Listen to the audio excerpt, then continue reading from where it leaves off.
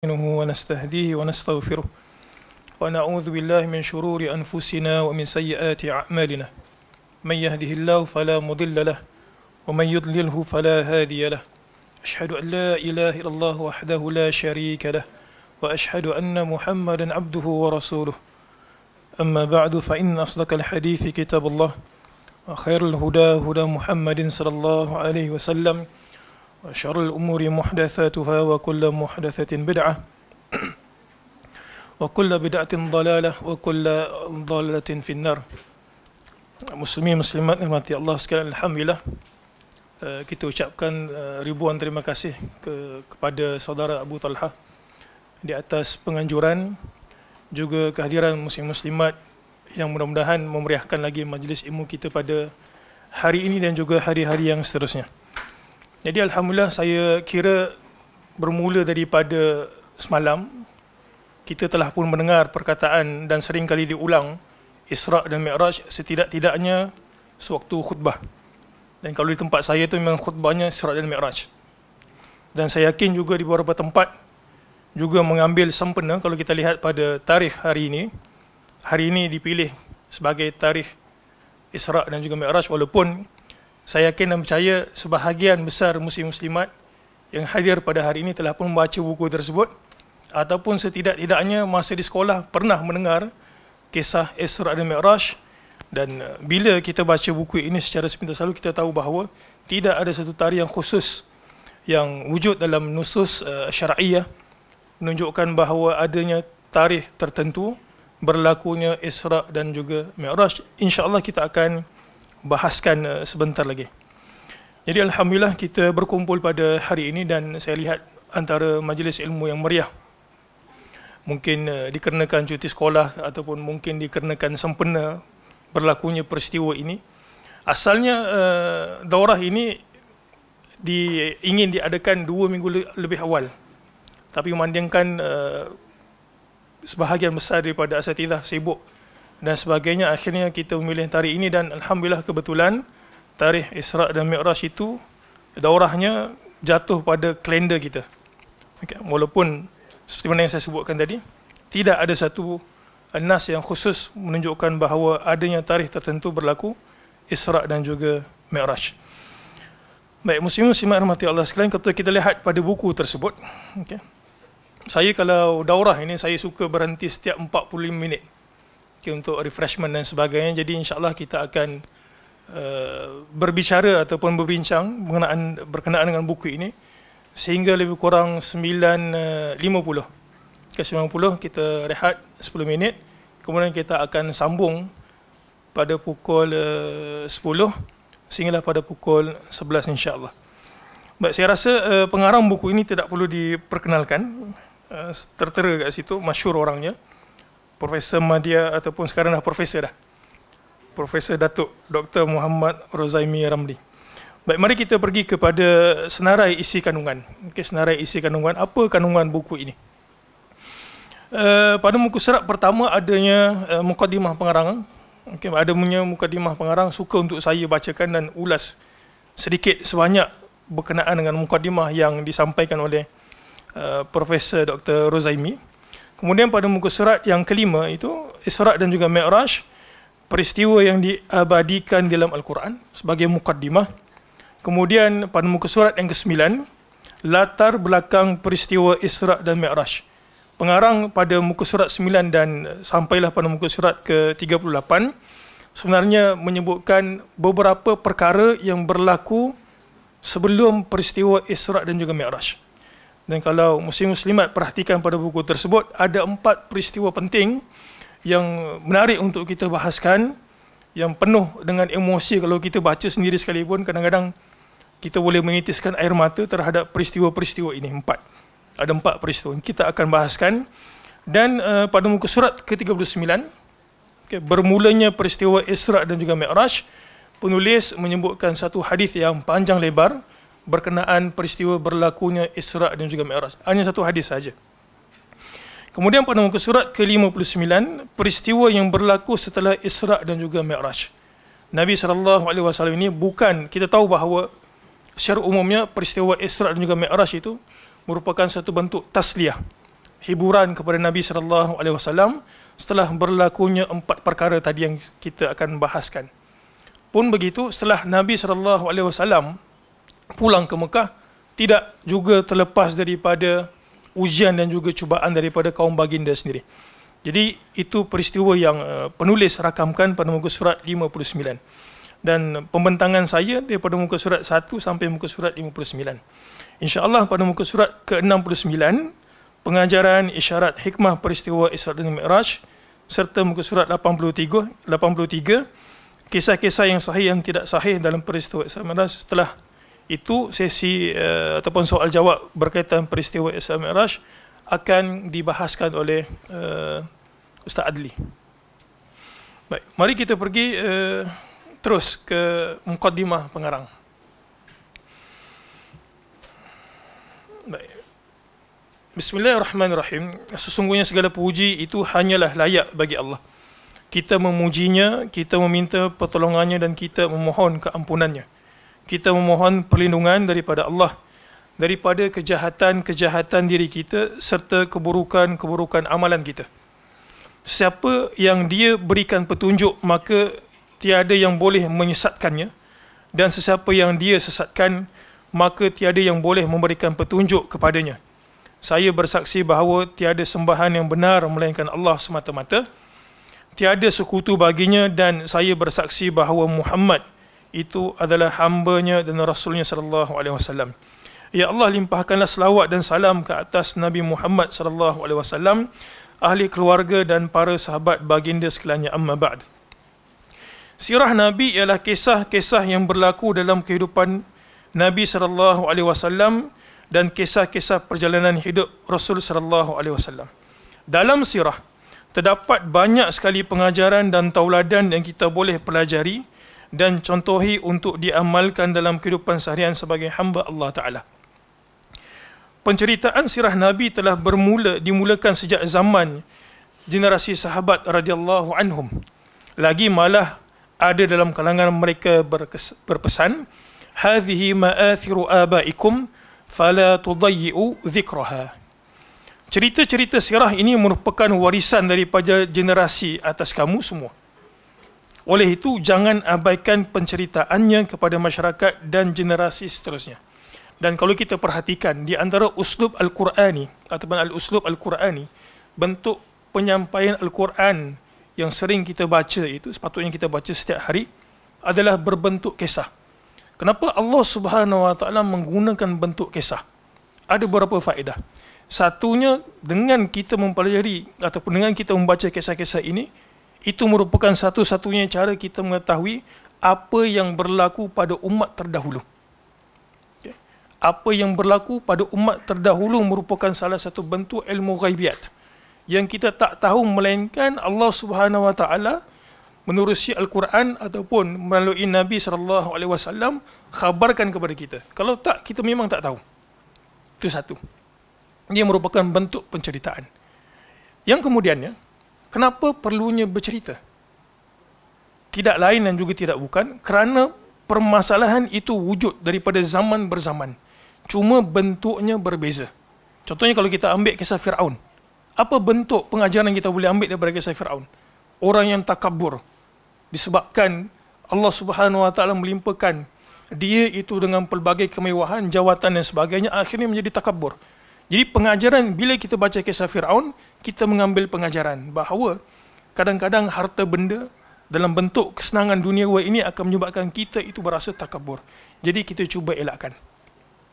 Dan kalau nak dibandingkan di antara fakta dan juga bentuk gaya penceritaan, mana satu lebih menarik? Kalau cikgu kat sekolah, dia terangkan ini, dan berbanding kalau dia kata cikgu ada satu cerita, mana lebih kita tertarik untuk mendengar?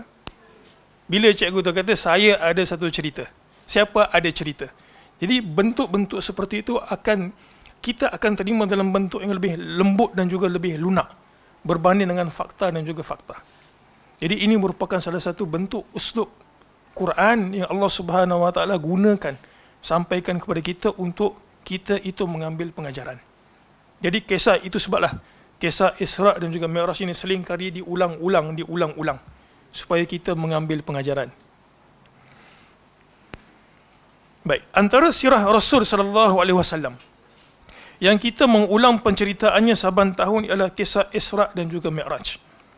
Peristiwa Isra' dan Mi'raj merupakan satu mukjizat besar yang Allah Azza wa Jalla berikan kepada Nabi-Nya sallallahu alaihi wasallam yang tidak diberikan pada mana-mana nabi.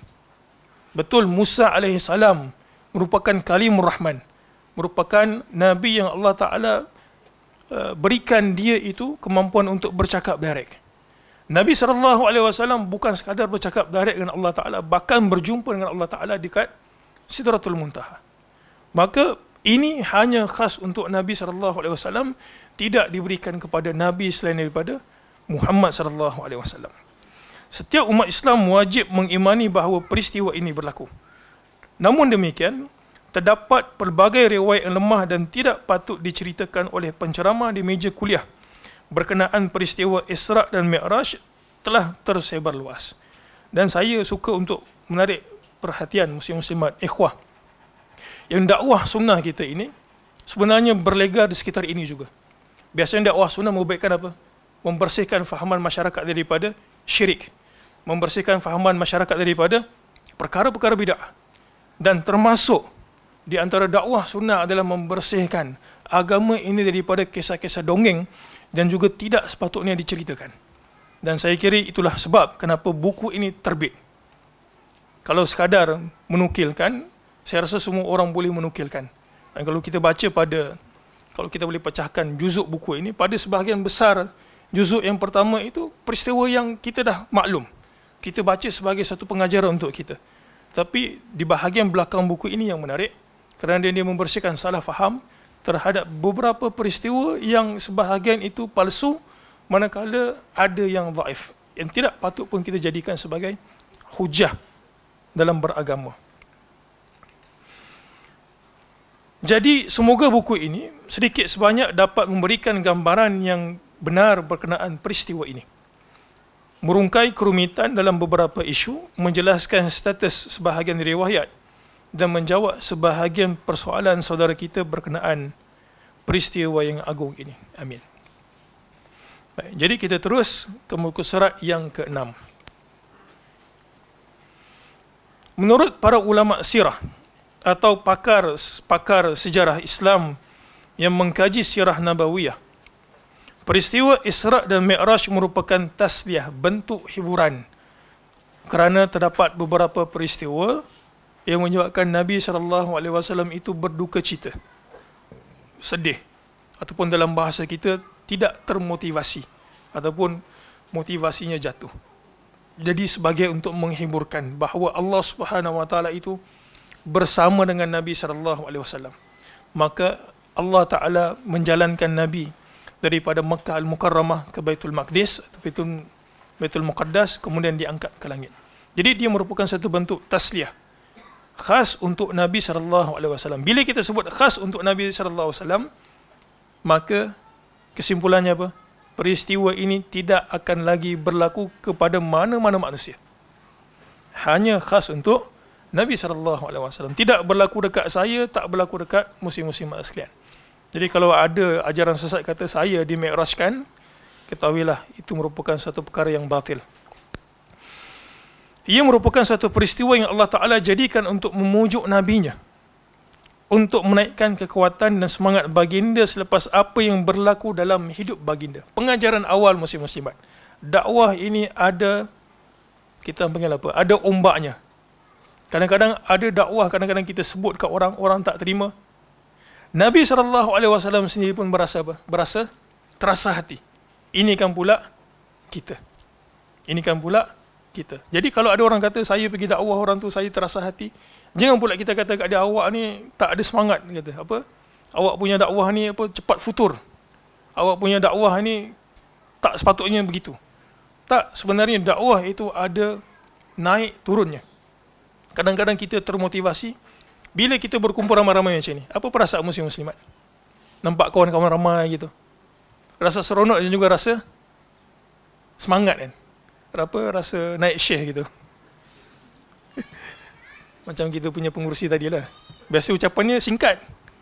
Pagi tadi ucapan ni panjang gitu. Mungkin sebab dia tengok ramai orang, semangat dia naik gitu. Jadi Itu jugalah yang berlaku dekat Nabi SAW.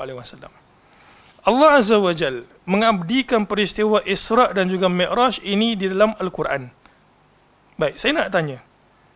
Kalau kita lihat pada muka surat yang ke-6 itu, penulis mulakan dengan ayat Quran, Subhanalladzi asra bi'abdih lailan minal masjidil harami ilal masjidil aqsa alladzi barakna hawlahu linuriyahu min ayatina innahu huwas sami'ul basir.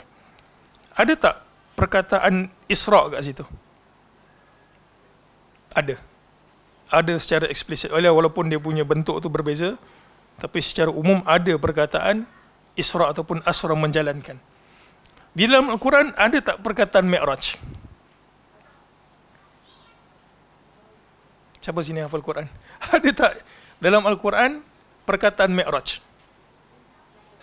Surah apa yang ada perkataan Mi'raj? Oh, tak maksudnya peristiwa Mi'raj itu. Ma'arij itu maksudnya naik-naik gitu kan. Ada tak perkataan Mi'raj? Peristiwa yang Allah Ta'ala sebutkan, yang menggambarkan, ini peristiwa Isra' bukan tidak? Isra' itu maksudnya berjalan. Allah Subhanahu Wa Ta'ala menjalankan Nabi SAW daripada Mekah ke Baitul Maqdis. Itu Isra', menjalankan pada waktu malam. Mi'raj, menaikkan Nabi SAW daripada bumi ke langit. Ada tak peristiwa menaikkan Nabi SAW daripada bumi ke langit disebutkan oleh Allah Ta'ala dalam Al-Quran? Jawapannya adalah tidak ada secara zahir. Tidak ada secara zahir yang Allah sebut secara nyata Nabi SAW naik daripada bumi ke langit. Tidak ada secara zahir. Tetapi ada isyarat yang menunjukkan yang Nabi bertemu dengan Allah Ta'ala dekat Sidratul Muntaha dalam surah An-Najm. Dalam surah An-Najm. Walaqad ra'ahu nazlatan ukhra inda Sidra Al-Muntaha.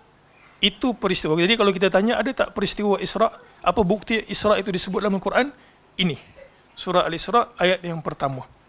Apa bukti berlakunya peristiwa Mi'raj?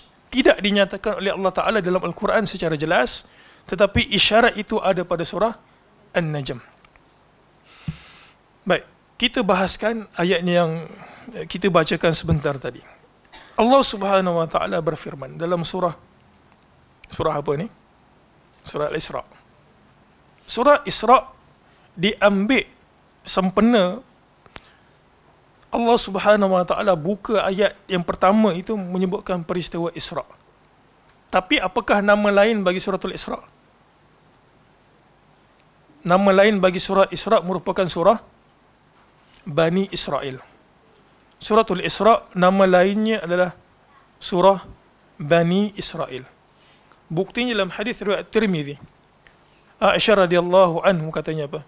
Anna an-nabiy sallallahu alaihi wasallam la yanam. Nabi SAW ini tidak tidur. Kita tahu bahawa di antara adab tidur adalah membaca Al-Quran. Dalam hadis Tirmizi ini, Aisyah radhiyallahu anha beritahu, Nabi SAW ini tidak tidur, melainkan Nabi membaca hatta yaqra'a Bani Israel wa Zumar. Sehingga Nabi SAW baca Bani Israel dan juga Az-Zumar. Surah Az-Zumar, kita tahu surah Az-Zumar. Apakah ini maksudkan surah Bani Israel? Surah Bani Israel merupakan surah Al-Isra' kerana kandungannya menyentuh tentang Bani Israel. Baik, Subhanalladzi asra bi'abdihi. Maha suci Tuhan alladzi yang menjalankan. Jadi Isra' itu daripada perkataan asra. Kata kerjanya asra, menjalankan. Jadi Isra' itu perjalanan pada waktu malam. Bi'abdihi, hambanya. Baik, sini ada pengajaran yang menarik. Kenapa Allah Subhanahu Wa Ta'ala menisbahkan abdihi? Dan para ulama tafsir ketika membahaskan perkataan bi'abdihi ini, mereka menyebutkan tidak ada di dalam Al-Quran bila perkataan abd digunakan kemudian bercantum dengan hi itu merujuk kepada Allah Ta'ala. Dhamir dalam bahasa Arab kita sebutkan. melainkan ia akan merujuk kepada Nabi SAW. Jadi kalau ada abdihi, perkataan itu abdun, kemudian bertambah dengan hu bukan hu yang kita sebahagian orang zikirkan. Hu kat situ merujuk kepada Allah Subhanahu Wa Taala. Dhamir, apa tu maksudnya? Dhamir, kata ganti diri. Jadi kalau abd bercantum dengan ha, maka ia merujuk kepada Nabi SAW. Kemudian pengajaran lainnya, hamba ini muslimat merupakan satu martabat terendah dalam manusia. Strata manusia ni, kalau kita sebut dia tu hamba, dia merupakan martabat terendah.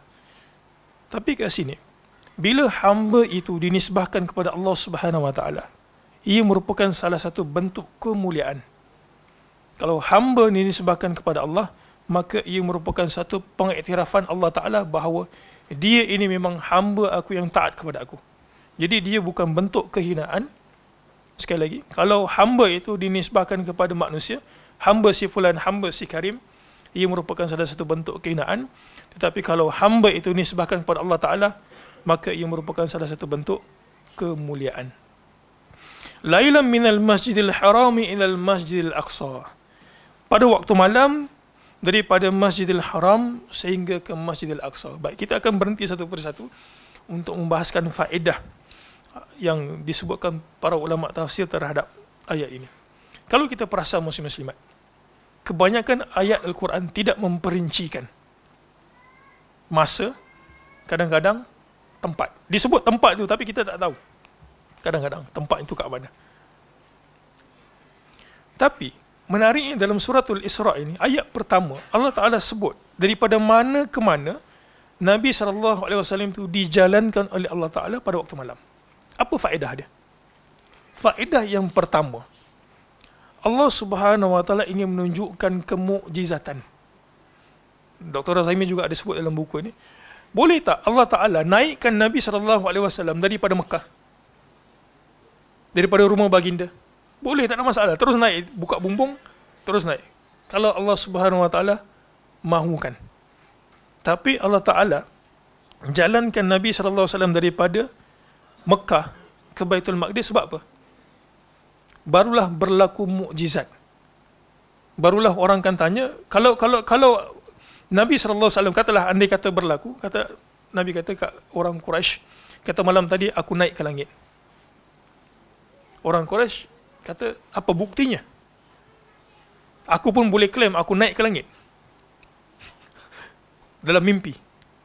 Tapi bila Allah Subhanahu Wa Taala jalankan Nabi ke Baitul Maqdis, jadi ada pertanyaan ataupun ada berlaku pembuktian. Apa buktinya engkau berjalan ke Baitul Maqdis? Siapa yang baca buku ni ataupun pernah mendengar riwayat tersebut, Nabi SAW boleh ceritakan semula kepada orang Quraisy yang pernah pergi ke Palestin. Betul, Nabi itu berjalan pada waktu malam. Jadi barulah berlaku mukjizat. Mekah dengan Palestin yang kita sebut sekarang, Baitul Maqdis, itu jauh. Mustahil boleh jalan dalam satu malam. Jadi barulah berlaku mukjizat. Allah Subhanahu Wa Taala bagi tahu, minal masjidil haram ilal masjidil aqsa, untuk menunjukkan bahawa mukjizat ini Allah Subhanahu Wa Taala yang berikan kepada Nabi SAW. Pengajaran kedua, Baitul Maqdis ini, Baitul Maqdis simbol kepada apa sebenarnya? Siapa yang berada dekat Baitul Maqdis pada ketika itu? Siapa dia? Orang Ahlul Kitab. Sebagian ulama tafsir, kalau muslim-muslimat buka tafsir, mereka menyebutkan ini merupakan suatu simbolik bahawa agama samawi merupakan agama kesatuan, yang mereka itu sama. Mereka itu maksud saya Yahudi, Kristian dan juga Islam, sama dari sudut mereka itu menyuruh kepada tauhid.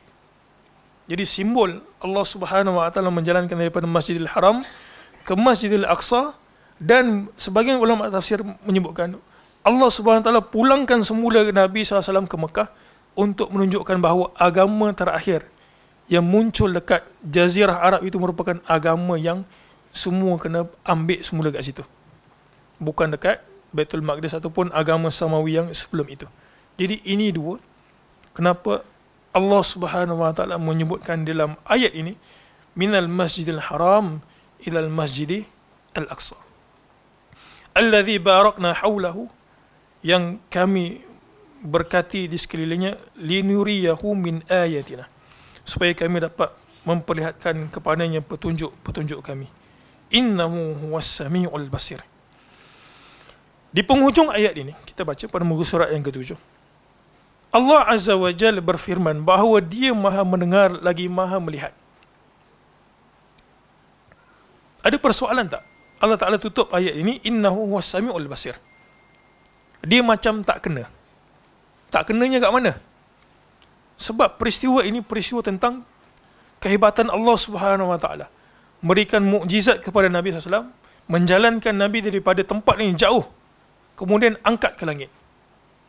Tiba-tiba di penghujung ayat ini, Allah Ta'ala beritahu apa? Sesungguhnya Dia Maha mendengar lagi Maha melihat. Kenapa? Jawapannya ada kat buku ni. Kenapa Allah Ta'ala tidak berkata sesungguhnya Dia Maha perkasa dan Maha bijaksana? Al-Azizul Hakim. Boleh saja. Dia berkuasa untuk memperjalankan hamba-Nya pada waktu malam, lagi bijaksana. Kenapa Allah Azza wa Jal memilih untuk menyebut Maha mendengar lagi Maha melihat di penghujung ayat tersebut? Bukankah ayat ini bercerita tentang kekuasaan Allah yang berkuasa menentukan keajaiban, yang sepatutnya lafaz Maha perkasa dan Maha bijaksana digunakan untuk mengakhiri ayat ini? Kita boleh mendapatkan jawapannya jika kita mengetahui latar belakang peristiwa Isra' dan Mi'raj. Maksudnya apa? To be continue. Jawapan tu ada dekat bab yang berikutnya. Menariknya juga buku ini, muslim-muslimat, pengarang Dr. Razaimi pada muka surat yang ke-8 itu, kalau kita sama-sama lihat, telah pun meringkaskan kronologi dalam bentuk rajah begitu, Isra' dan juga Mi'raj. Jumpa ke jawapannya tu? Kenapa Allah Ta'ala tutup dengan innahu huwas sami'u al-basir? Innahu huwas sami'u al-basir. Kenapa? Kenapa? Ahsan. Sebab peristiwa ini, kewafatan Khadijah, kewafatan Abu Talib, sekatan ekonomi, dakwah Nabi SAW ditolak di Taif, ini merupakan peristiwa sedih. Apakah Nabi SAW berdoa? Ya, semestinya Nabi SAW berdoa dan juga merintih kepada Allah Ta'ala, mengadu kepada Allah Ta'ala tentang susahnya perjalanan dakwah. Itu sebab ayat ini Allah Ta'ala tutup innahu huwa as-sami'ul basir. Subhanallah. Baik, latar belakang peristiwa Isra' dan juga Mi'raj. Ada 4 peristiwa semua sekali. Menurut para ulama sirah, baik, kita masuk pada muka surat yang ke-10.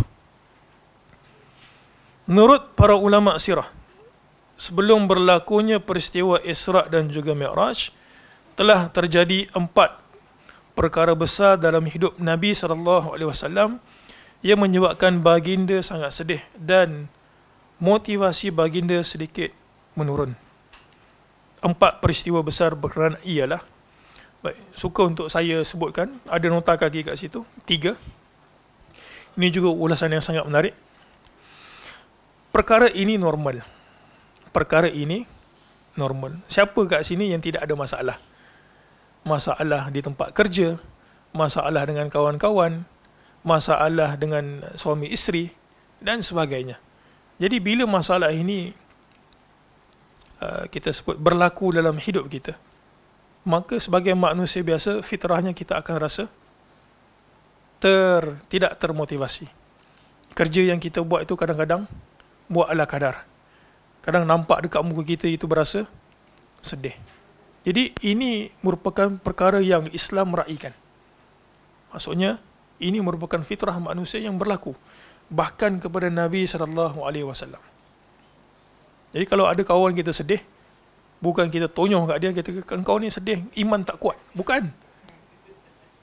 Engkau ni sedih, iman tak kuat. Bukankah itu isteri pilihan engkau? Bila isteri pilihan engkau, patutnya engkau bahagia sampai ke akhir hayat. Tak mesti juga. Kadang-kadang berlaku perbelahan dengan orang yang dicintai. Perkara ini normal kerana walaupun Nabi SAW merupakan utusan Allah Ta'ala, namun baginda tetap seorang insan yang mempunyai jiwa dan perasaan. Allah Ta'ala berfirman, Qul innama ana basyarum mithlukum, yuha ilayya annama ilahukum ilahu wahid. Jadi biasa. Baik, kita masuk kepada peristiwa pertama, kematian Khadijah. Khadijah binti Khuwailid bin Asad bin Abdul Uzza bin Qusay bin Kilab. Di situlah nasab Khadijah itu bertemu dengan Nabi SAW. Kematian Khadijah radhiyallahu anha, seorang isteri yang duduk bersama Rasul, yang membenarkan Rasul, yang memberikan semangat serta motivasi kepada Rasul, yang memberikan buah fikiran yang baik kepada Rasul, dan yang memberikan hartanya supaya agama Islam berkembang. Takdir Allah Ta'ala, Khadijah radhiyallahu anha meninggal dunia pada era dakwah Islam yang masih awal. Nabi SAW menyayangi Khadijah radhiyallahu anha. Bahkan semasa baginda bersama beliau, baginda tidak berpoligami. Apa maksudnya? Apakah maksud sayang itu, sayangkan isteri adalah dengan tidak mempoligamikan dia? Apakah benar fahaman seperti itu? Boleh faham ke tak faham? Ke semua berkerut ni? Jangan susah hati. Nabi SAW menyayangi Khadijah. Ini kena tanya Dr. Azami ni. Bahkan ini soalan kena ditanya kat beliau. Bahkan semasa baginda bersama beliau, statement pertama sayang. Okay, statement pertama sayang. Bahkan semasa baginda bersama beliau, baginda tidak berpoligami. Jadi kesimpulannya apa? Sayangkan isteri adalah dengan tidak mempoligamikannya. Betul? Betul? Wah, jadi syubhat. Tak. Ada jawapan. Tanya beliau. Bahkan Nabi SAW sebut, afdal nisa ahlil jannah. Sebaik-baik perempuan ahli syurga itu ada 4. Siapa dia? Khadijah binti Khuwailid, kemudian Fatimah binti Muhammad, kemudian Asya binti Muzahim, kemudian siapa yang terakhir? Maryam binti Imran. Jadi 4 merupakan wanita terbaik. Saya ulang sekali kalau mungkin ada yang terlepas. 1, Khadijah binti Khuwailid. Yang kedua adalah Fatimah binti Muhammad. Kemudian adalah Maryam binti Imran. Yang keempat adalah Asya binti Muzahim, isteri kepada Fir'aun. Baginda tidak berpoligami. Rasulullah SAW bersabda, Inni ruziktu hubbaha. Sesungguhnya aku direzekikan perasaan cinta dan kasih sayang kepada Khadijah. Apa pengajaran daripada hadis ini? Kita pernah bahas hadis ini kat sini. Apa pengajarannya? Kalau muslim-muslimat tenung hadis betul-betul. Ni cinta ni, semua subjek yang biasanya muda-mudi suka cerita. Bahkan yang tak muda-mudi pun suka cerita tentang benda ni. Inni ruziktu hubbaha. Sesungguhnya aku direzekikan akan kecintaannya. Apa maksudnya? Apa pengajarannya? Ada kat bawah tu. Nota kaki nombor 4. Cinta merupakan suatu rezeki. Ada orang usaha macam-macam supaya dirinya dicintai, tetapi takdir Allah Ta'ala tidak merezekikannya untuk dicintai. Cinta merupakan suatu kurniaan Allah Subhanahu Wa Ta'ala. Cinta merupakan rezeki daripada Allah. Saya bacalah nota kaki. Ramai orang kaya memperoleh rezeki yang banyak dari sudut harta. Akan tetapi Allah Azza wa Jal tidak merezekikan cinta kepadanya.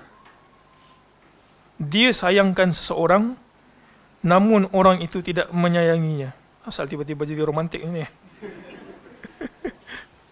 Ada terselit kat dalam buku ni. Ini juga jadi pertanyaan ni dekat Dr. Zaimi. Kenapa dia letak ni? Apakah dia ingin berpoligami? Dia sayangkan seseorang namun orang itu tidak menyayanginya. Tetapi Nabi SAW menyayangi Khadijah radhiyallahu anha dan Khadijah menyayangi baginda. Cinta yang berbalas cinta tidak bertepuk sebelah tangan. Sebab apa? Kalau cinta tidak dibalas cinta, tapi kita nak kahwin juga, itu namanya paksaan. Apakah paksaan dibolehkan dalam Islam untuk bernikah?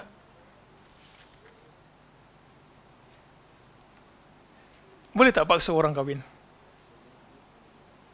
Dalam mazhab Syafi'i, ada dua orang yang boleh paksa kahwin, yang kita sebut sebagai wali mujbir.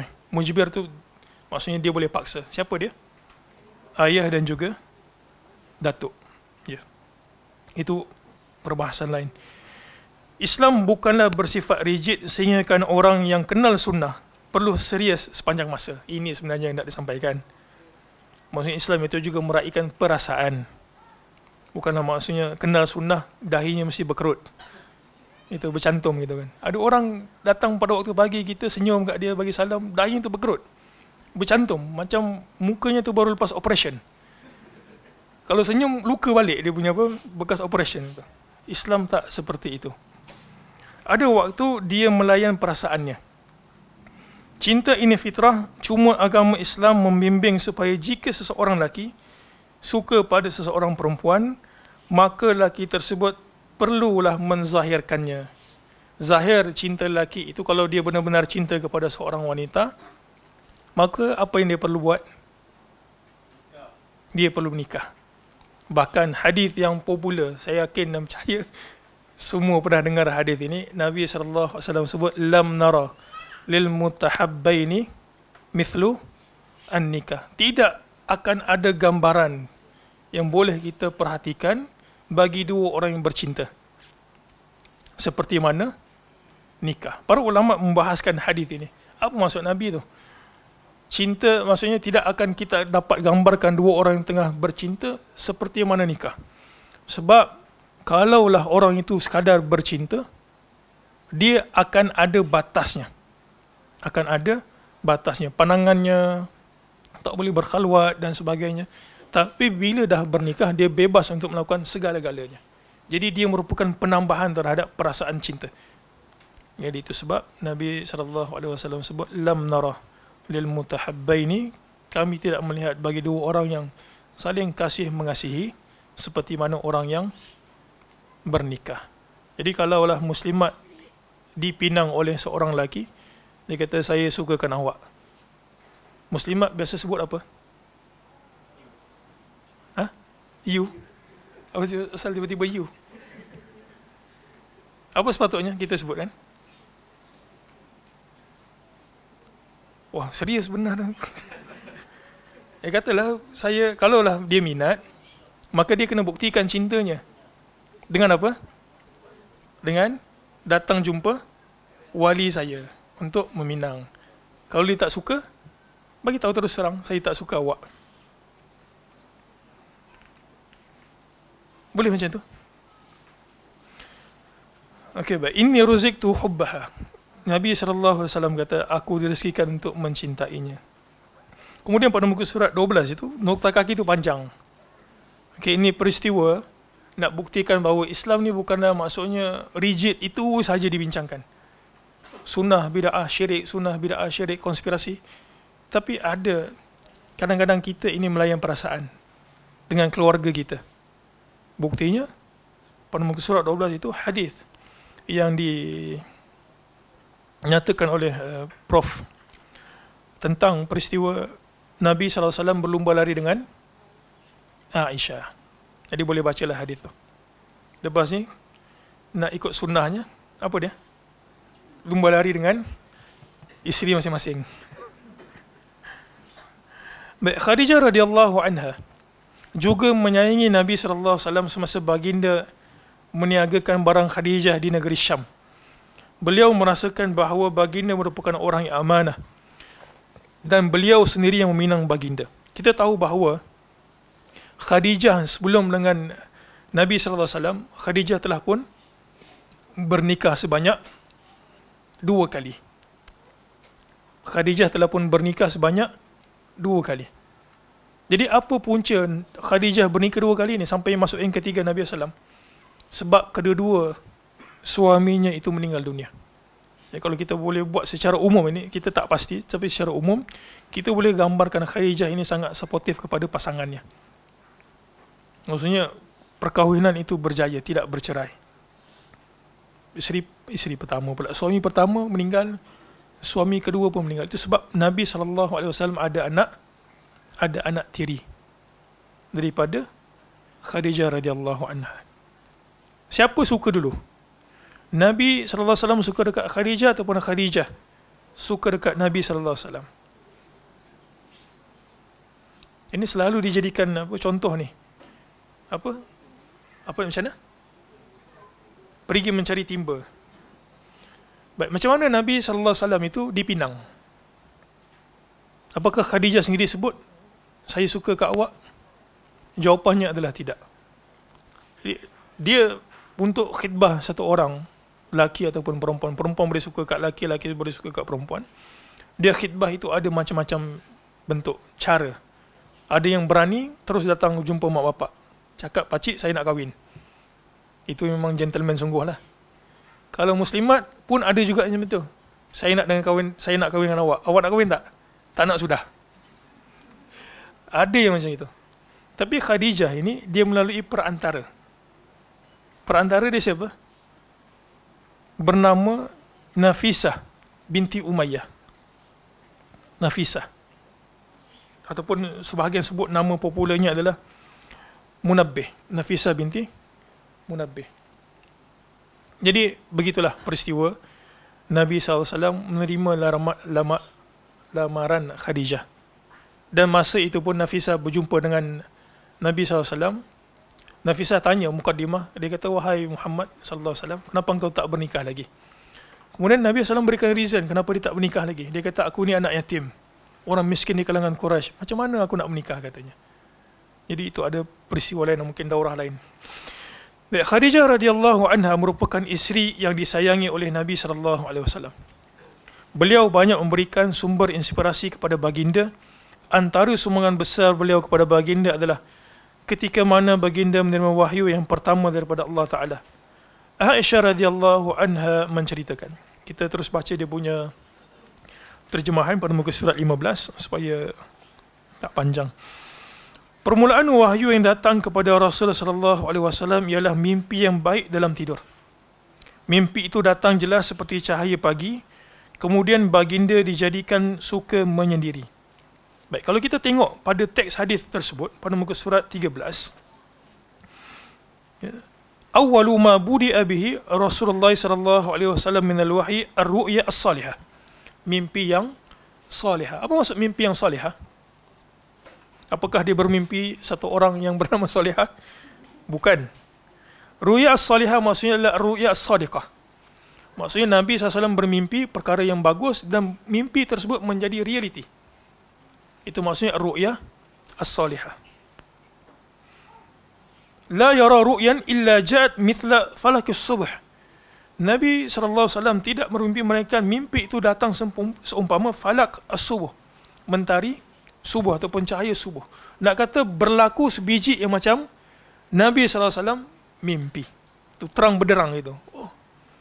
Jadi ini merupakan permulaan wahyu. Setiap kali Nabi mimpi, jadi seperti mana yang Nabi SAW mimpikan. Jadi itu Allah Ta'ala berikan mukaddimah bahawa ada peristiwa besar yang datang ke Nabi SAW. Baginda selalu menyendiri dan bertahannuth. Tahannuth ini maksudnya berkhalwah, seorang-seorang untuk beribadah. Apakah berkhalwah seorang diri untuk beribadah ini merupakan sunnah? Jawapannya adalah tidak. Ia tidak sunnah. Syekhul Islam Ibn Taymiyah mengulas berkenaan dengan peristiwa ini. Maksudnya bersendiri untuk beribadah. Dia kata kalaulah bersendirian untuk beribadah itu merupakan sunnah, nescaya setelah Nabi SAW dibangkitkan menjadi Rasul, maka Nabi akan memerintahkan sahabat juga untuk bertahannuth. Tahannuth maksudnya bersendiri untuk beribadah. Cari tempat, pelosok mana, kat gua mana, kemudian berzikir. Benda tersebut tidak syar'i, ataupun kita sebut tidak sunnah. Selama beberapa hari sebelum turun untuk mengambil bekalan, kemudian naik semula sehinggalah datang kebenaran kepada baginda yang ketika itu berada di Gua Hira. Jibril datang kepada baginda lalu berkata, bacalah. Baginda membalas, saya tidak boleh membaca. Jibril pun memeluk baginda sehingga baginda berasa penat dan lemas, kemudian baginda dilepaskan. Jibril pun berkata lagi, bacalah. Baginda membalas, saya tidak boleh membaca. Jibril memeluk baginda buat kali kedua sehingga baginda berasa penat dan lemas, kemudian baginda dilepaskan. Baik, apa hikmahnya Jibril memeluk Muhammad sallallahu alaihi wasallam? Sebanyak berapa kali? Berapa kali kat sini? 2 kali. Barulah Jibril membacakan wahyu yang Allah Ta'ala berikan kepada Nabi sallallahu alaihi wasallam. Apa hikmahnya dipeluk gitu? Untuk memberikan, bukan ada orang dipeluk tenang. Ya kot, mungkin kalau suami peluk isteri tenang kot. Para ulama ketika mensyarah hadis ini, dia kata apa? Untuk memberikan qawiyah nafsiyah, maksudnya kesedaran.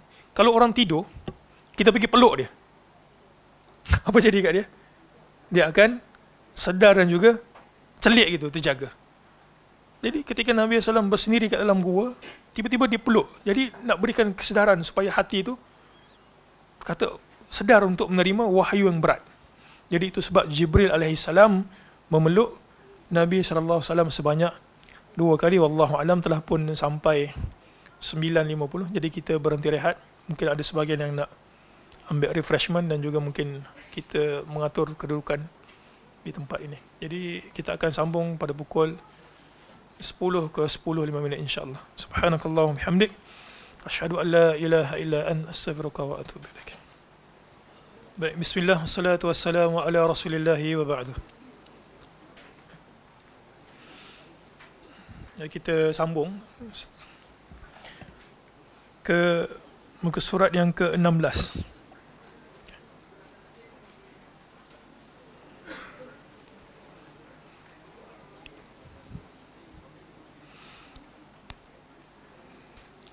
Baginda pun pulang ke rumah dalam keadaan ketakutan. Kita sambung baca hadis itu.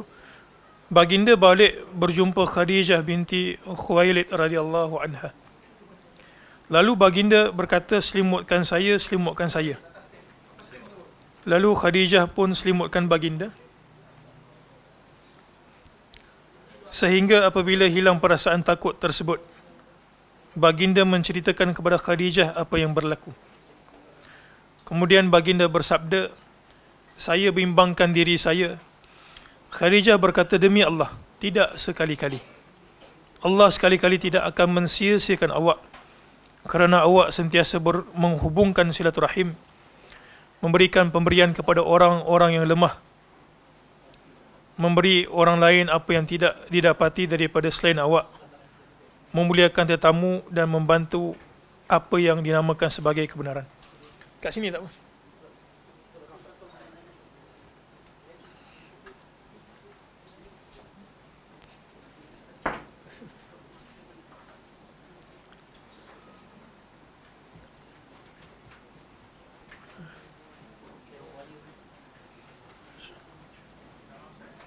Tak apa, tak apa.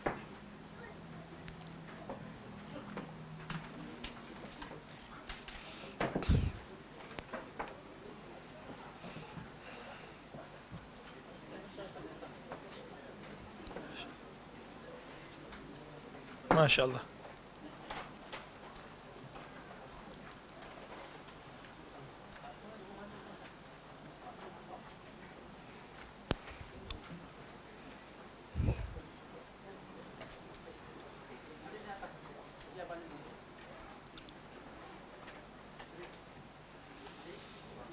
Kat sini ada kosong. Ada orang?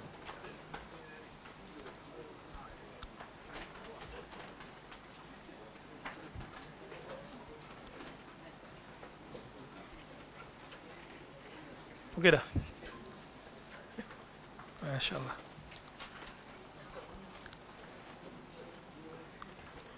Baik, kita sambung pada muka surat yang ke-17 itu. perkataan Khadijah kepada Nabi sallallahu alaihi wasallam. Ada dua pengajaran. Satu, kita tahu bahawa Nabi sallallahu alaihi wasallam selepas dipeluk daripada Gua Hira itu, kemudian menerima wahyu yang pertama, Nabi sallallahu alaihi wasallam datang berjumpa dengan Khadijah dalam keadaan menggigil. Dan perkara pertama yang Khadijah lakukan kepada suaminya adalah memberikannya selimut. Para ulama hadis ketika mensyarahkan hadis ini menyebutkan di antara pengajarannya adalah ketika mana satu orang itu datang berjumpa dengan kita dalam keadaan tidak tenang, maka jangan ditanya ataupun diajak dia berbicara, sehinggalah dia itu berada dalam keadaan tenang dan boleh berbicara. Kemudian pengajaran yang kedua, ketika mana Nabi SAW kata, saya bimbangkan diri saya, apa yang berlaku selepas daripada itu. Nabi SAW juga berasa takut terhadap kesan dakwah. Tapi lihat bagaimana perkataan Khadijah kepada Nabi SAW. Itulah sebab kecintaan Nabi itu begitu besar kepada Khadijah. Jadi kalau isteri nak disayangi, kita tak mengambil kuduah ataupun contoh daripada golongan-golongan yang lain. Bahkan Ummahatul Mukminin ini telah pun cukup untuk kita bagi muslimat sebagai kuduah. Perkataan Khadijah itu menunjukkan bahawa akhlak yang mulia akan menyebabkan kebencian orang kepada kita itu tidak ada ataupun berkurang. Kalau kita lihat perkataan Nabi itu, saya bimbang diri saya. Kemudian Khadijah nak pujuk Nabi, kata jangan bimbang. Khadijah kata apa? Engkau sambung satu rahim, engkau berikan sekian, engkau berpegang kepada kebenaran. Jadi ini menunjukkan bahawa akhlak yang mulia, kita sebagai pendakwah ini, akhlak yang mulia akan menyebabkan dakwah kita itu lebih mudah diterima. Ataupun setidak-tidaknya orang tidak menentang kita, kerana orang yang berakhlak mulia ni, katalah kita sakit, tiba ada orang dakwah, orang ziarah kat kita, orang beri hadiah kat dia, ada orang beri hadiah kat kita, kemudian dia ngajak kepada satu benda yang mungkin kita tak setuju dengan dia, paling tidak kita layan dia dengan cara yang baik. Jadi pendakwah ini merupakan salah satu benda yang kita kena ambil iktibar, iaitu memperbaiki akhlak kita. Setelah itu Khadijah membawa baginda berjumpa sepupu beliau, Waraqah ibn Naufal bin Asad bin Abdul Uzza. Beliau merupakan seorang lelaki beragama Nasrani pada zaman jahiliyah. Beliau mampu menulis tulisan Ibrani, Hebrew. Beliau ada menulis Injil dengan bahasa Ibrani setakat apa yang Allah kehendaki untuk beliau tulis. Beliau merupakan orang tua yang telah pun buta. Khadijah berkata, sepupuku, dengarlah daripada anak saudaramu. Waraqah pun berkata pada muka surat 18, kepada baginda, anak saudaraku, apa yang kamu nampak? Baginda pun menceritakan apa yang baginda nampak di Gua Hira. Jadi apa tindakan Khadijah setelah dengar apa yang berlaku dekat suaminya? Apakah Khadijah kat sini gelabah? Apa jadi kalau Khadijah juga menggelabah? Jadi ini pengajaran kalau kita berumah tangga. Kalaulah pasangan kita itu gelabah, kita jangan turut ikut gelabah. Kalau tak jumpa solusi. Dia mesti akan ada gelabah. Suami itu macho macam mana pun, mesti akan ada keadaan ataupun peristiwa yang akan menyebabkan dia takut ataupun dia menjadi gelabah. Isteri juga sama. Jadi pengajaran dia kalau kita hidup berumah tangga itu, kalau kita nampak pasangan kita tengah gelabah, kita cuba menenangkan dia dan juga kita cuba untuk mencari solusi. Paling tidak kita mendengar apa yang dia luahkan. Kalau bukan kita mendengar apa yang dia luahkan, nescaya dia akan mencari orang lain untuk meluahkan perasaannya. Dan ini tidak berlaku dalam kehidupan Khadijah bersama dengan Muhammad sallallahu alaihi wasallam. Bahkan Khadijah usaha untuk cari solusi untuk suaminya dengan membawa sepupunya. Mendengarkan kisah tersebut, Waraqah pun berkata, ini An-Namus, merujuk kepada Jibril alaihissalam yang Allah turunkan kepada Musa.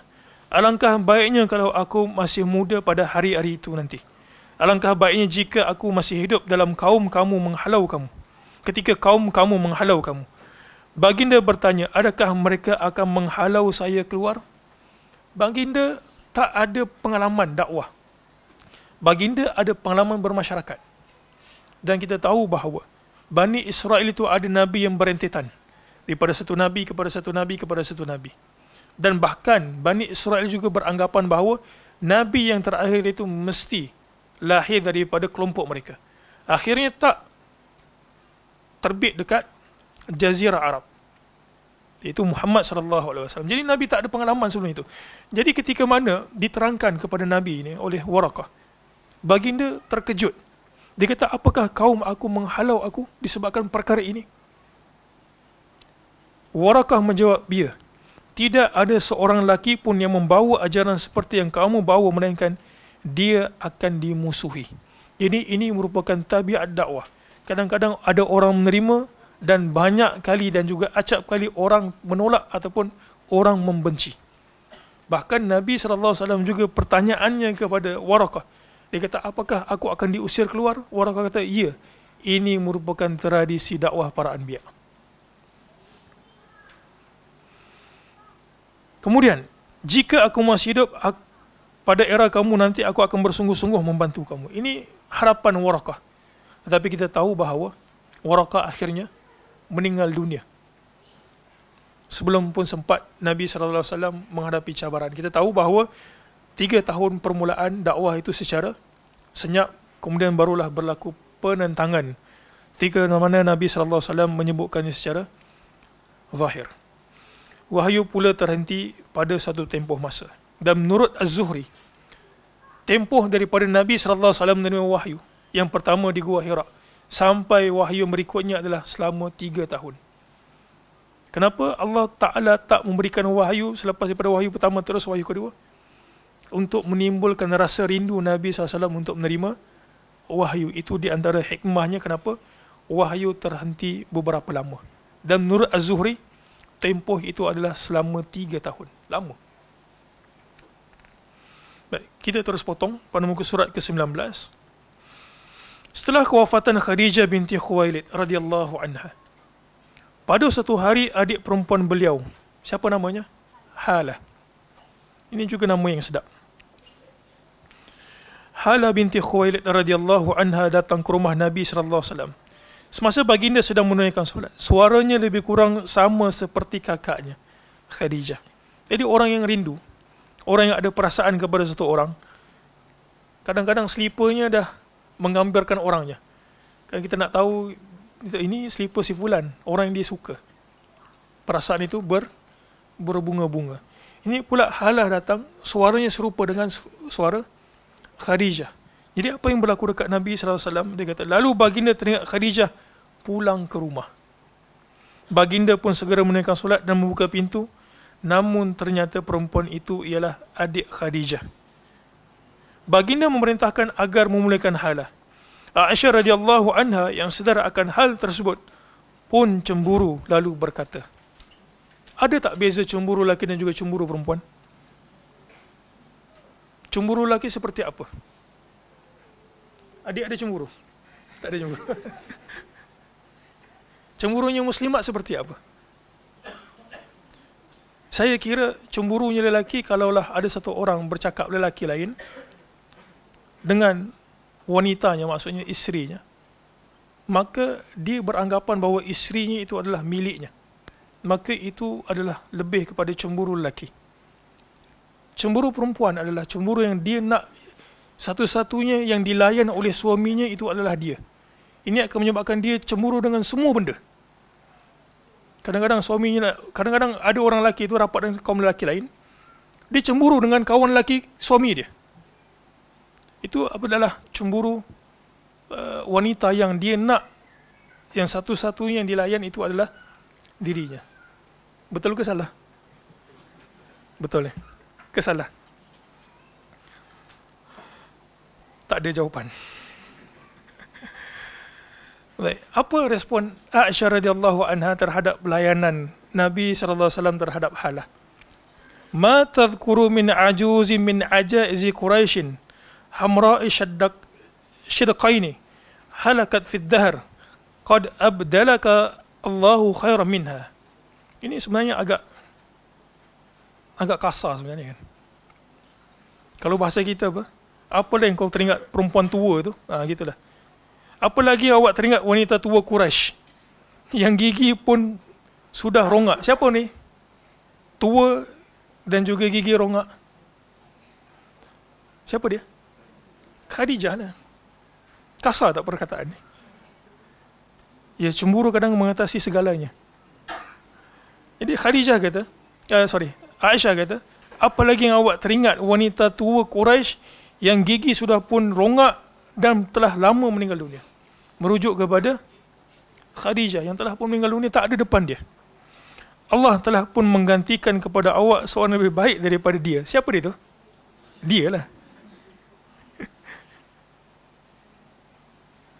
Nabi jawab tak? Nabi jawab. Apakah Nabi senyap? Nabi tak senyap, Nabi jawab. Menunjukkan bahawa kita boleh menjawab. Jangan senyap. Baginda memberikan respon kepada Aisyah radhiyallahu anha.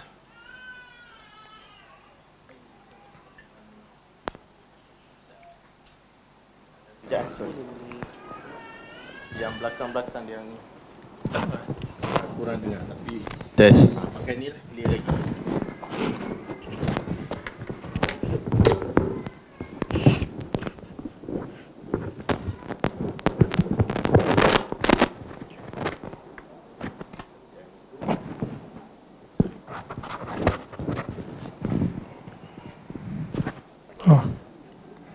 Harap isterinya tak cemburu.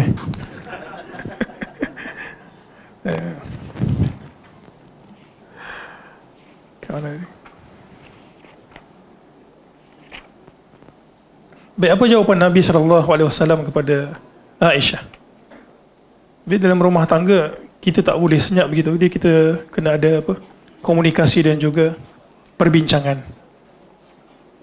Baginda memberikan respon kepada Aisyah radhiyallahu anha. Ma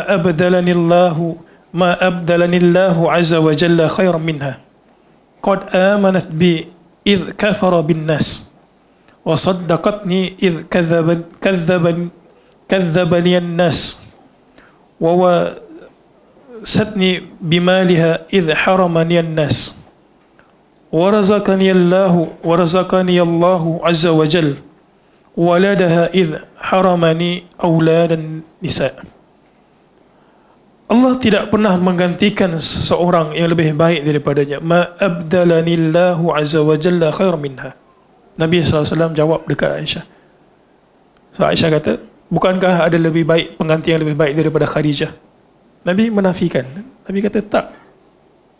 Tidak ada yang Allah Ta'ala gantikan lebih baik daripada Khadijah.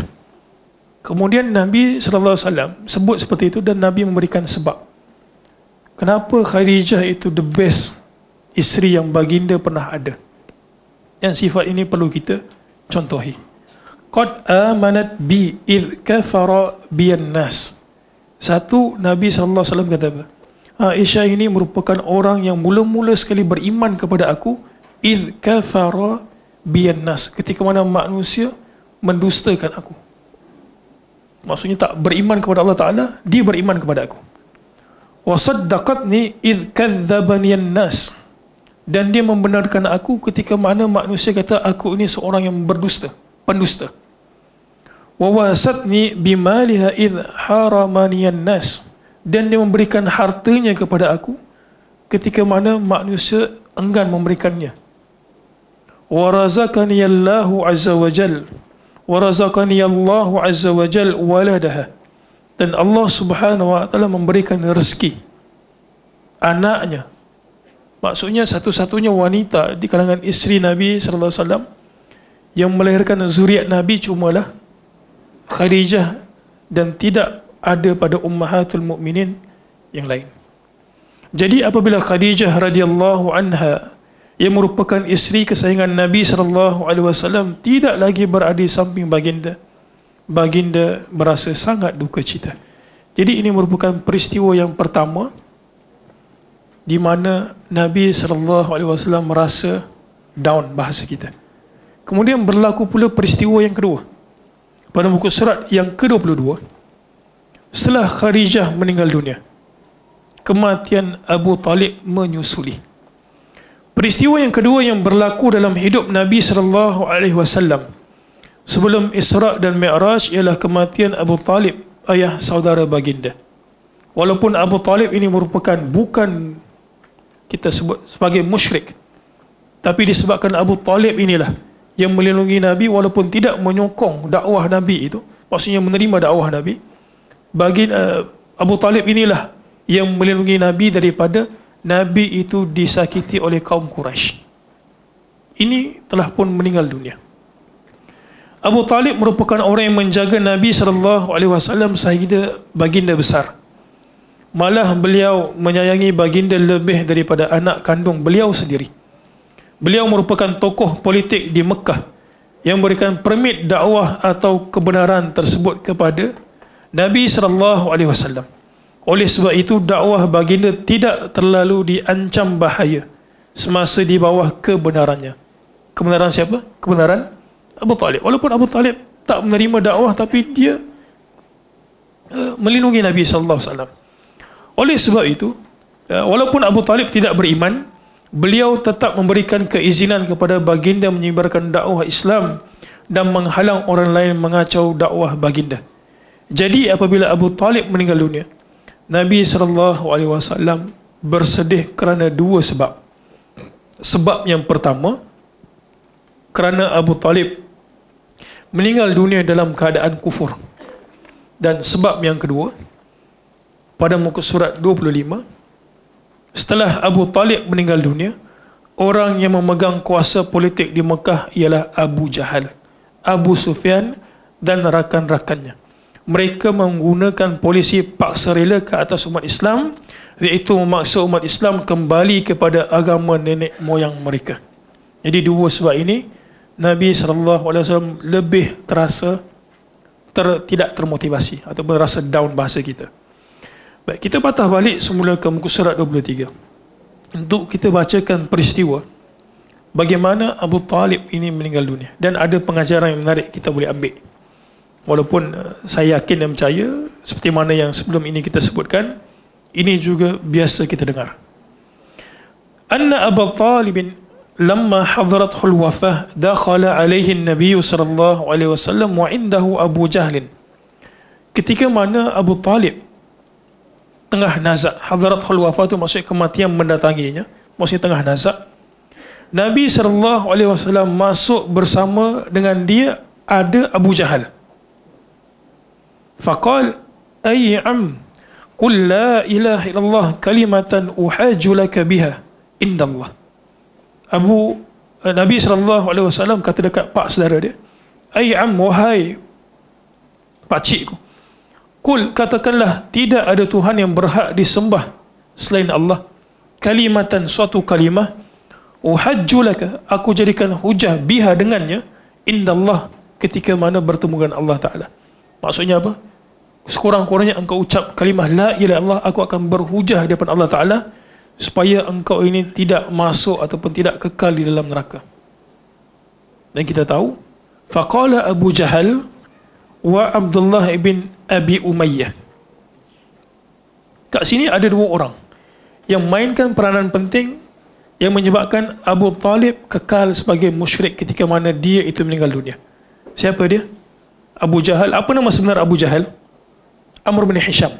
Amr ibn Hisham.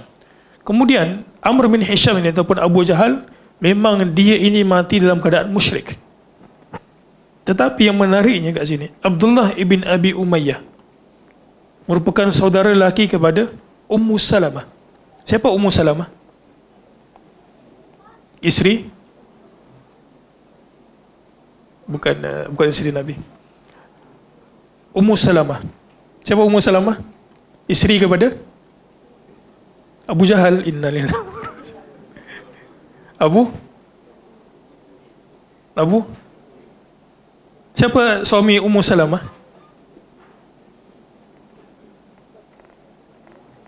Asalnya Ummu Salamah kahwin dengan Nabi, bukan tidak? Dia kahwin dengan Nabi tak, Ummu Salamah? Siapa suami asal Ummu Salamah? Dia Abu Salamah lah kan? Baik, dia kahwin dengan Nabi SAW. Silap tadi. Dia kahwin dengan Nabi SAW, Ummu Salamah. Dia ini saudara belah, kita panggil apa? Sebapa dengan Ummu Salamah, isteri Nabi SAW. Akhirnya dia masuk Islam. Siapa dia? Abdullah bin Abi Umayyah. Dia sempat berperang dengan Nabi SAW pada perang Hunain dan mati masa perang dekat Taif. Nak kata seorang Muslim, seorang lagi mati dalam keadaan musyrik, Abu Jahal. Jadi dia ini ada pertalian dengan isteri Nabi SAW, Ummu Salamah. Dia kata, ya Abu Talib, wahai Abu Talib, targhabu an millati Abdul Muttalib. Jadi dua orang ini hasut dekat Abu Talib. Dia kata, apakah engkau ingin menolak agama Abdul Muttalib? Siapa Abdul Muttalib?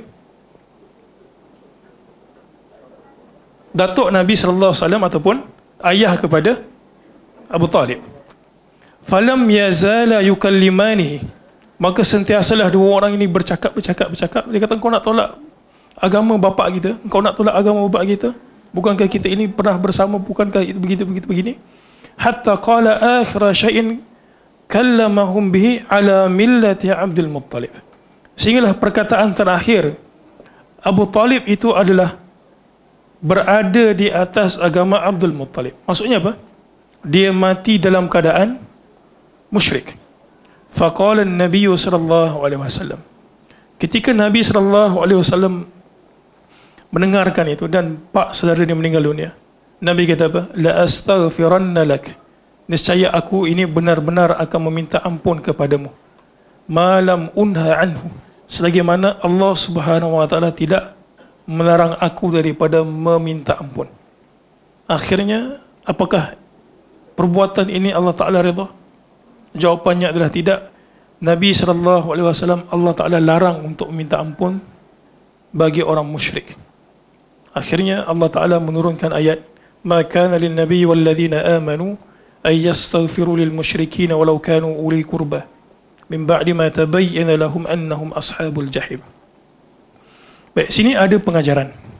Pengajaran yang pertama adalah kesungguhan Nabi SAW berdakwah sampailah ke saat akhir. Rahmat Nabi SAW itu. Walaupun dia tahu Abu Talib ini sepanjang hidupnya tidak pun beramal dengan amalan Islam, tapi sampai penghujung hayatnya Nabi usaha untuk Abu Talib ini untuk masuk Islam.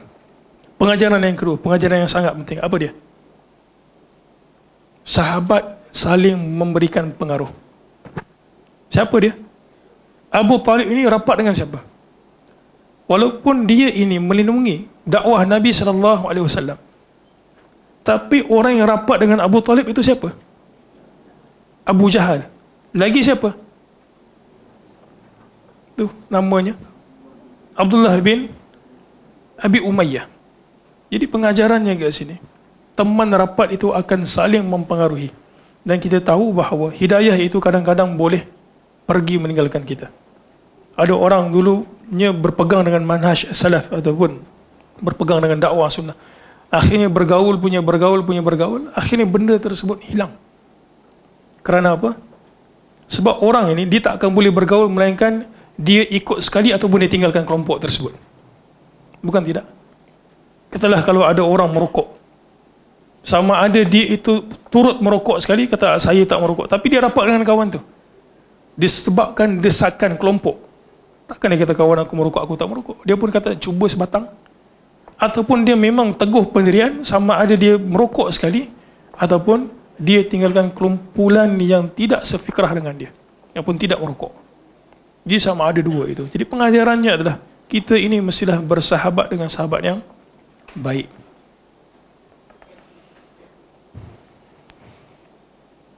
Peristiwa yang berikutnya, yang mula dah potong ni,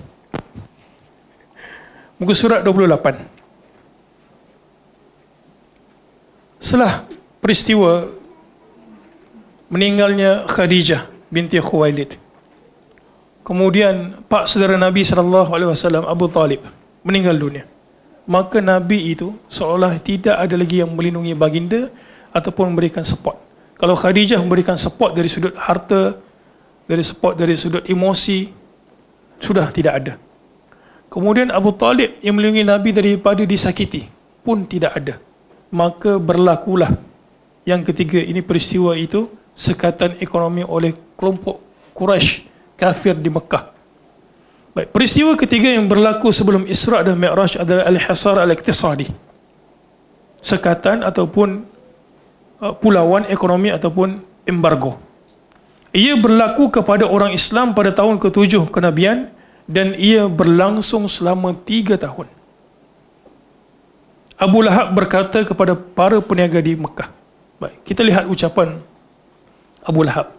Dia kata, ya ma'syarat tujjar, ghalu ala ashabi Muhammadin hatta la yudriku ma'akum syai'ah faqad alimtum ma li wa wafa'u dhimmati fa ana dhaminun alla khasara alaikum. Abu Lahab kata dekat peniaga kat pasar, mereka ni menguasai Mekah. Dia kata, wahai para peniaga sekalian, ghalu ala ashabi Muhammad. Apa maksud ghalu? Jadikan mahal. Maksudnya kalau nak berniaga dengan mereka ni, bagi mahal barang-barangan kamu. Hatta la yudriku ma'akum syai'ah. Sehingga kan mereka ini kalau nak beli kat kamu, sebabkan kamu tinggikan harga, mereka tidak boleh mendapatkan sesuatu. Sebabkan apa? Mereka tak mampu untuk membeli. Faqad alimtum mali wa wafa'u dhimmati. Dia kata, kamu semua sememangnya telah mengetahui bahawa aku ini orang kaya dan aku akan menunaikan janji. Kalau kamu punya barang tak laku, biar aku beli. Yang penting kalau kamu nak jual orang Islam, mesti jual dengan harga yang tinggi sampai mereka tak mampu beli. Kalau kamu rugi, tak apa, aku beli. Kamu tahu aku punya kekayaan dan aku ini tidak memungkiri janji. Seperti itu perkataan Abu Lahab kepada peniaga-peniaga dekat Mekah. Dia kata, fa ana dhaminun alla khasara alaikum. Dia kata, aku ini menjadi penjamin alla khasara alaikum, bahawa kamu semua tidak akan rugi. Baik, pemulauan ini berterusan berlaku selama 3 tahun menurut sesetengah kitab sirah, sehingga kan umat Islam terpaksa berkampung dan berkumpul sama-sama di perkampungan Bani Hashim. Anak-anak mereka kelaparan, peniaga pula tidak mahu menjual apa-apa kepada mereka. Malah barangan yang mereka jual pun tiada siapa yang mahu membeli. Sehingga kan dalam tempoh pemulauan ini, mereka terpaksa makan daun pokok dan kulit. Selama berapa lama? Selama 3 tahun. Sehingga kan dikatakan najis mereka juga sama seperti dengan najis binatang. Sebab apa? Binatang makan rumput, makan pohon-pohon.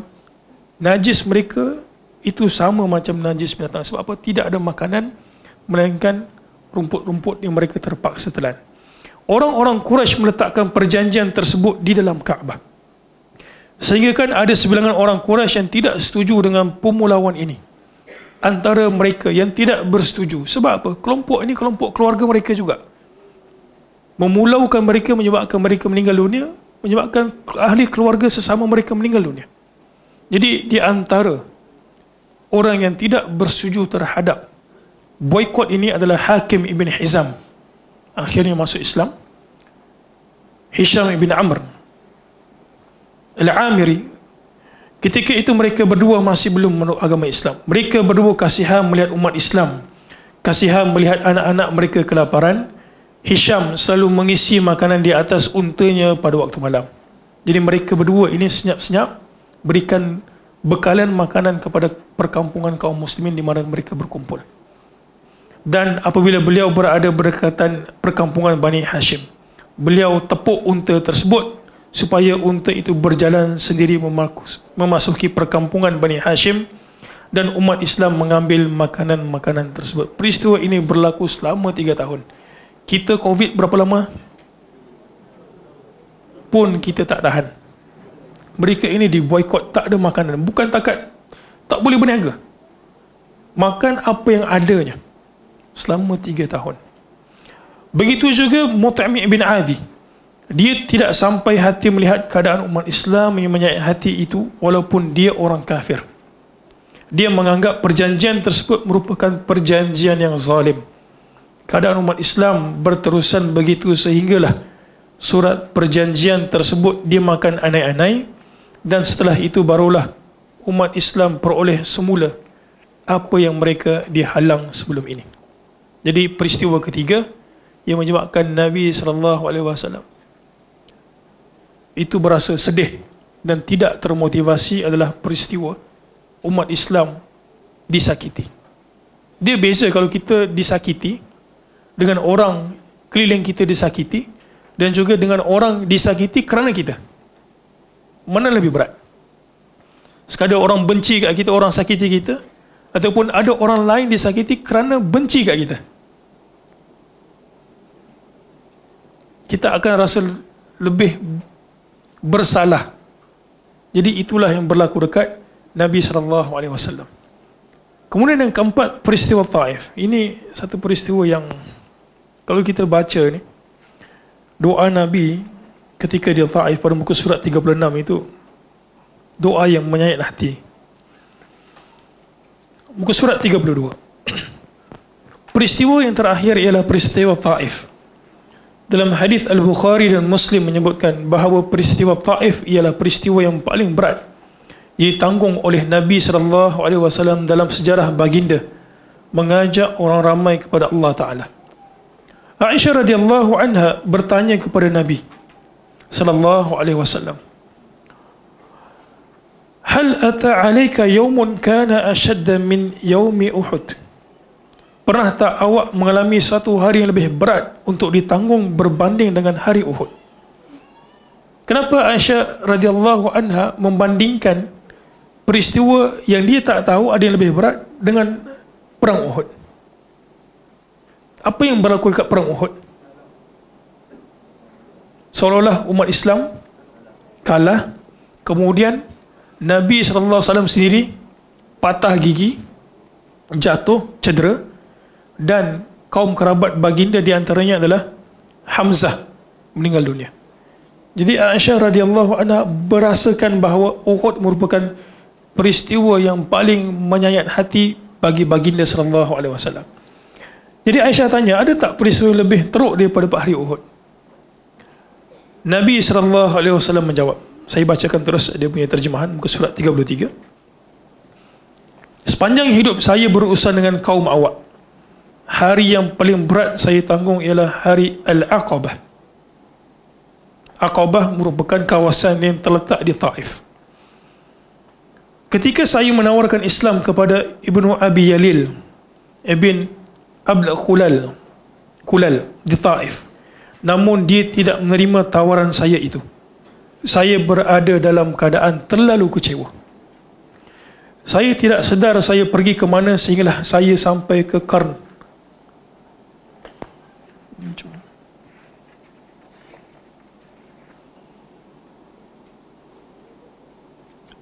Al-Tha'alib. Saya menunggak ke atas dan saya mendapati ada sekepul awan sedang memayungi saya. Saya melihat Jibril di dalam awan tersebut. Jibril memanggil saya lalu berkata, "Sesungguhnya Allah benar-benar telah mendengar ucapan kaum kamu kepada kamu dan balasan mereka terhadap kamu.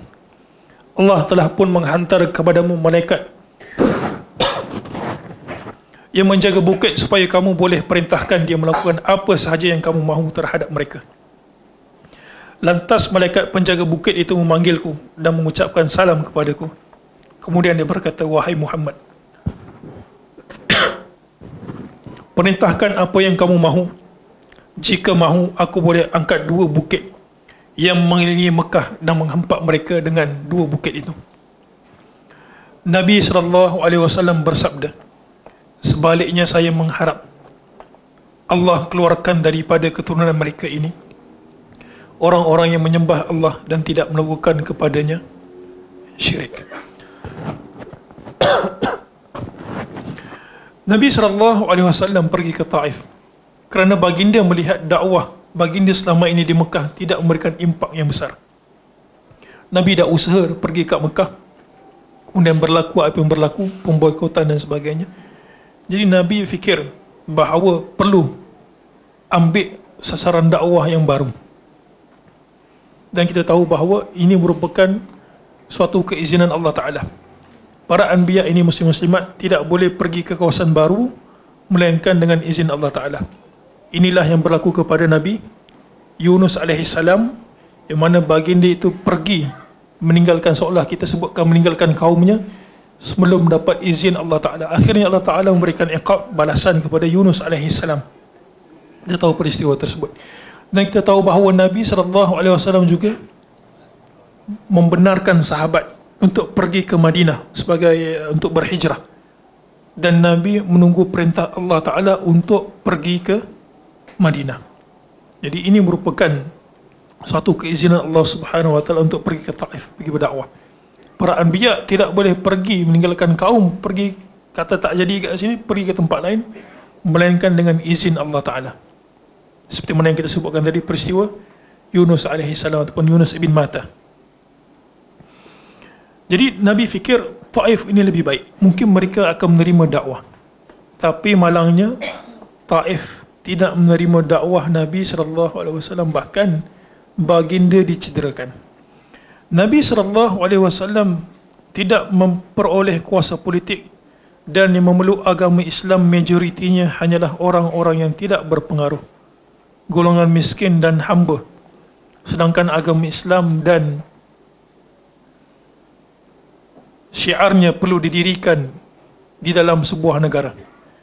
Justru itu Nabi SAW terpaksa mencari bumi yang lain dari bumi Mekah, dan bumi yang lain itu ialah Taif. Menurut sebagian ulama sirah, Nabi SAW pergi ke Taif terlebih dahulu adalah disebabkan kedudukan geografi dan ekonomi Taif itu ada potensi kerana tanahnya subur. Kedudukan lokasi yang agak tinggi pula menjamin keselamatan bumi ini daripada serangan musuh. Jadi maksudnya Nabi SAW telah pun mempertimbangkan baik buruknya, apa faedahnya pergi ke tempat tersebut sebelum Nabi keluar. Tapi qadarallahu ma syaa wa syaa fa'al, tidak seperti mana yang Nabi SAW harapkan. Ini menunjukkan bahawa Nabi dan juga para malaikat juga, para anbiya dan juga para malaikat tidak mengetahui peristiwa yang akan berlaku kepada mereka.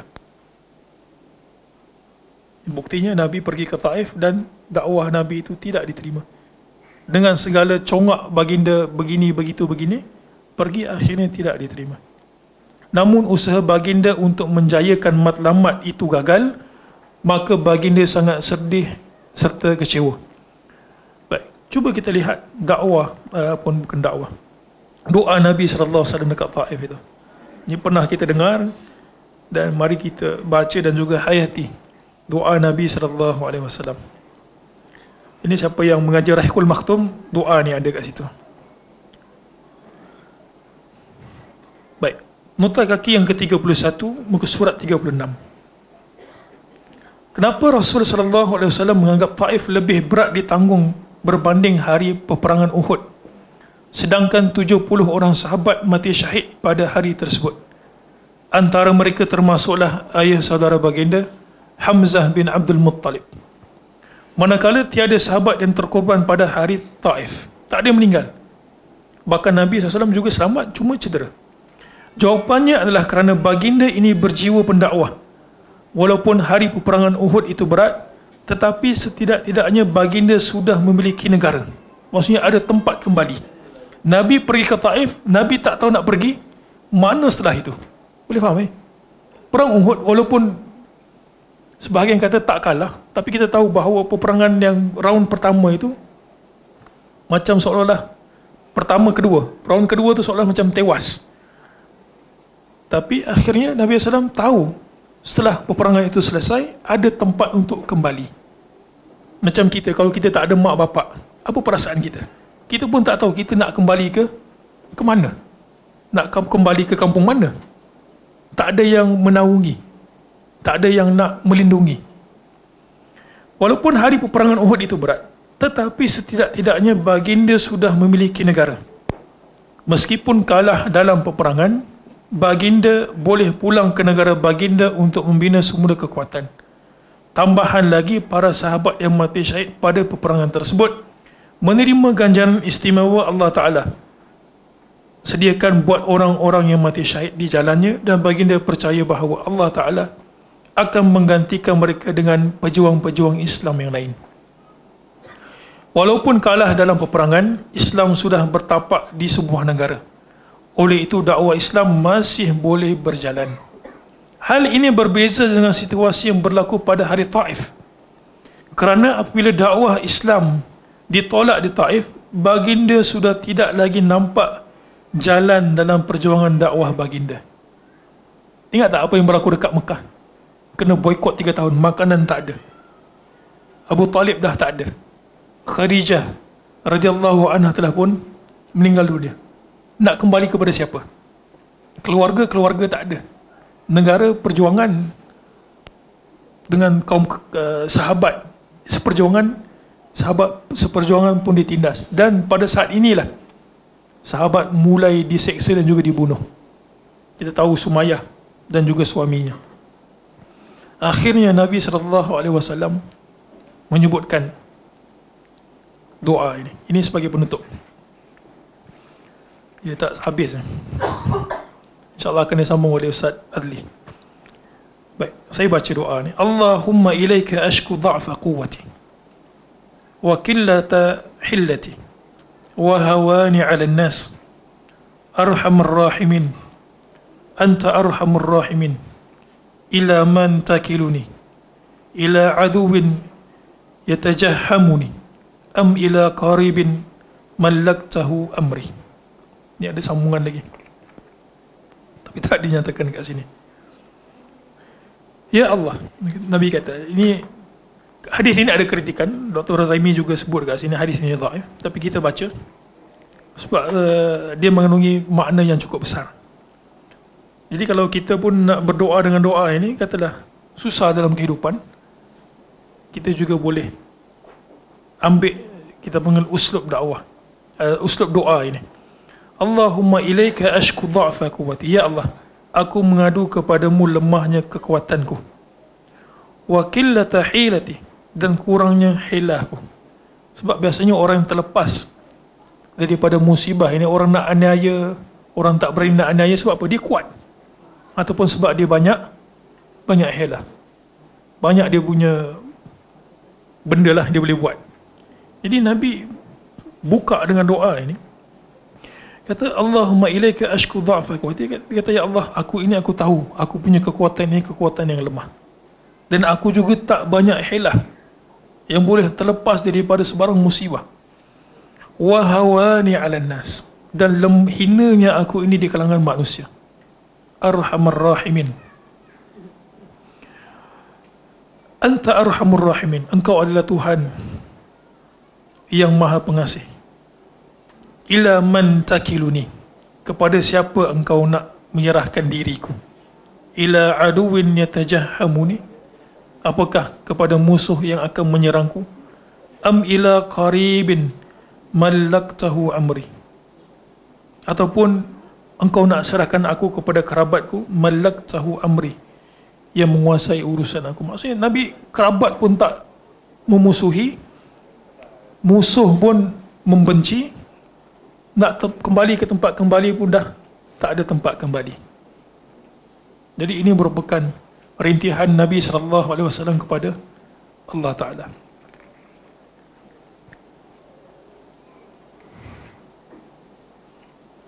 Baik, muka surat 37 sebagai penutup.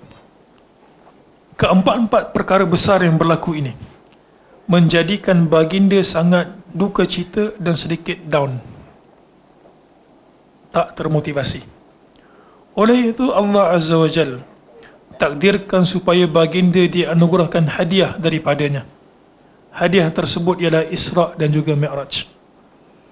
Jadi kerana itulah Allah Azza wa Jal mengakhiri ayat pertama surah Al-Isra' dengan sesungguhnya dia maha mendengar lagi maha melihat.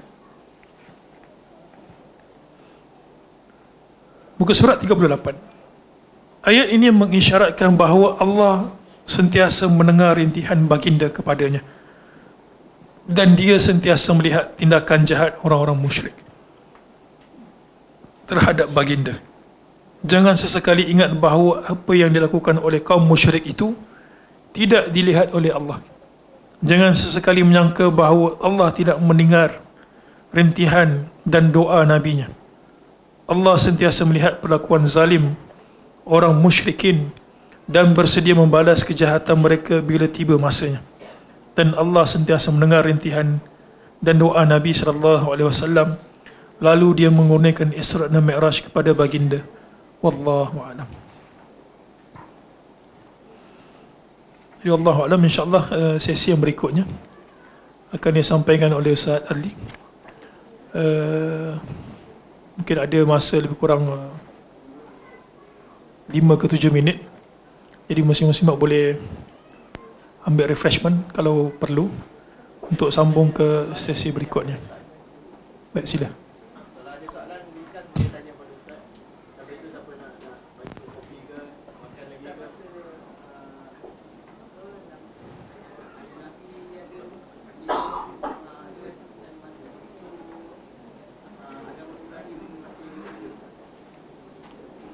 Baik, persoalannya apakah agama Ibrahimiyah telah pun masih wujud pada era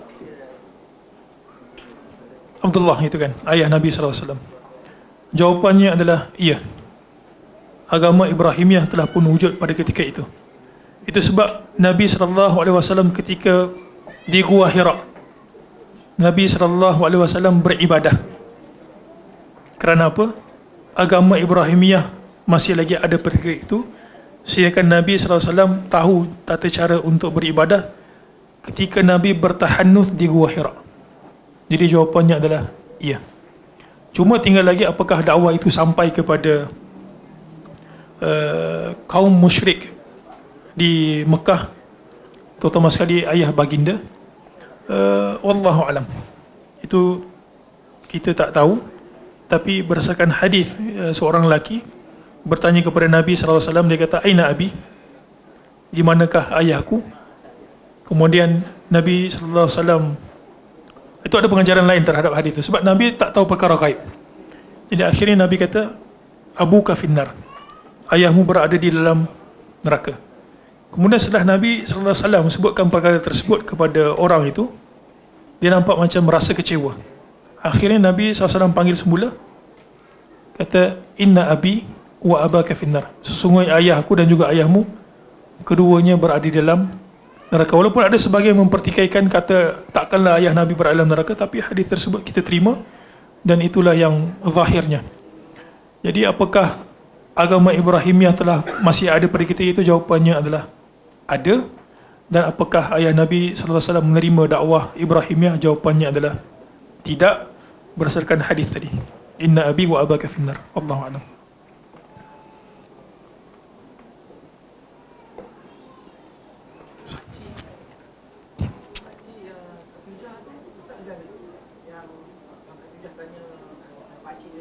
Aha.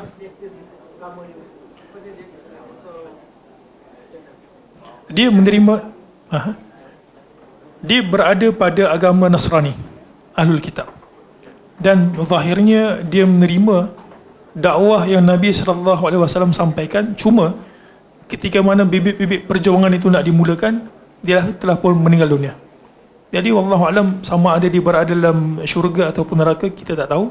Tetapi secara zahirnya dia menerima dakwah Nabi SAW berdasarkan apa yang dia sampaikan kepada Khadijah dan juga baginda. Kata, "Aku menerima, aku menyokong sekiranya usia aku masih panjang." Zahirnya dia terima.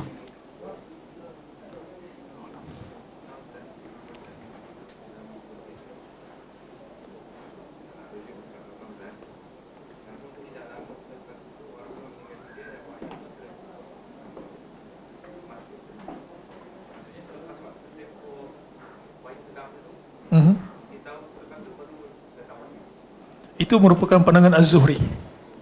Apakah dakwah tidak ada pada ketika itu? Wallahu alam. Ya, itu merupakan pandangan Az-Zuhri. Dia kata wahyu setelah wahyu yang pertama turun, 3 tahun selepas daripada itu tidak turun, sehingga Nabi SAW merasa rindu untuk menerima wahyu sekali lagi.